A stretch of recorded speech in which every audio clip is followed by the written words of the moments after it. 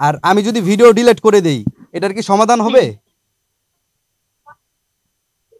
হ্যাঁ, তুমি ভিডিওগুলো ডিলিট করে দাও, সমাধান তাহলে হচ্ছে তাহলে সমাধান যদি হয় তাহলে এটা এইভাবে না, আপনার হাজবেন্ডকে বলেন যে রিয়াজে যদি ভিডিও ডিলিট করে দেয় সবাই সামনে আইসা বলতে বলেন আমি ভিডিও ডিলিট করে দিব, সে আর আজকের পরের থেকে আমার পিছে লাগবে না।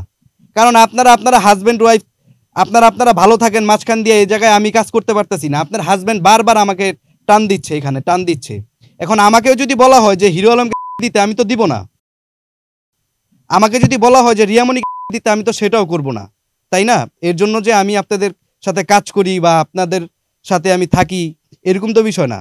আপনার হাজবেন্ড আজকে আমাকে মেসেজ করছে এইটা ওইটা, আপনার হাজবেন্ড আমাকে সাথে চাচ্ছে, আমি ওনাকে বারবার বললাম যে ভাইয়া আমি এটার মধ্যে জড়িত নাই। উনি বারবার বলতেছে খালি ভিডিও ডিলিট করতে, তোকে আমি দেখে নিব, বারবার ধুমকি দিচ্ছে।